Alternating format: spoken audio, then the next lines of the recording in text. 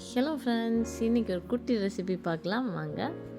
க்ரீமியான egg கறி தான். இந்த க்ரீமியாக வர்றதுக்கு ஃபஸ்ட்டு வந்து கேஷ்யூ நட்டை ஊற வச்சுருக்கேன். அடுத்ததாக ஒரு பேன் எடுத்து எண்ணெய் சேர்த்து வெங்காயம், காரத்துக்கு ஏற்ற மாதிரி பச்சை மிளகாய், இஞ்சி, பூண்டு, உப்பு சேர்த்து நல்லா வதக்கிக்கலாமா. இந்த மாதிரி நல்லா வதக்குனதுக்கப்புறமா ஆற வச்சுக்கலாம், ஓரமாக இருக்கட்டும். அடுத்ததாக முட்டையை வேக வச்சுருக்கேன். இந்த க்ரீமியான கிரேவி கூட இடியாப்பம், ஆப்பம் எல்லாமே ரொம்ப டேஸ்ட்டாக இருக்கும். நம்ம இன்றைக்கி இடியாப்பம் தான் பண்ண போகிறோம். இடியாப்பம் மாவு வந்து கடையிலேருந்து ரெடிமேடாக வாங்கி உப்பு போட்டு கொதிச்ச தண்ணியில் நல்லா மிக்ஸ் பண்ணி பிழிஞ்சு எடுத்து வச்சுருக்கேன். இதை ஸ்டீம் பண்ணி எடுக்கலாம். அடுத்ததாக நம்ம ஆற வச்சுருந்ததை எடுத்து மிக்ஸி ஜாரில் சேர்த்து ஊற வச்சுருந்தா முந்திரியையும் சேர்த்து நல்லா ஸ்மூத்தாக அடித்து எடுக்கலாம். அடுத்தது ஒரு கடாய் எடுத்து வச்சு தாளிக்கலாம். எண்ணெய் சேர்த்து கடுகு, அப்புறமா கருவேப்பிலை, பெருஞ்சீரகம் சேர்த்துக்கோங்க.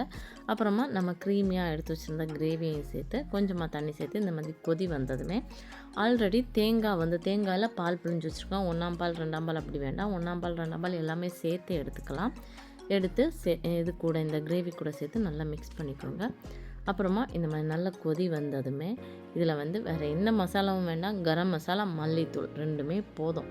நல்லா மிக்ஸ் பண்ணி ஃபைனலாக முட்டை எல்லாம் வேக வச்சுருந்த முட்டையை கட் பண்ணி சேர்த்து ஃபைனலாக கொஞ்சம் மல்லி இலை இல்லைன்னா கொத்தமல்லி இலை ஏதாவது ஒன்று சாப் பண்ணி சேர்த்து மிக்ஸ் பண்ணி இறக்குனீங்கன்னா ஃப்ளேவர்ஃபுல்லான ரிச்சான ஒரு கிரேவி நமக்கு ரெடி ஆயிடுச்சு. இதுக்கு க்ரீமினஸ் அதிகமாக கொடுக்குறதே அந்த கேஷ்யூ அப்புறமா தேங்காய் பால் தான். கண்டிப்பாக ஒரு வாட்டியாச்சும் ட்ரை பண்ணி பாருங்கள். ஸோ அடுத்த ஒரு குட்டி ரெசிபி இல்லைன்னா ஒரு விலாகில் பார்க்கலாம். பாய்.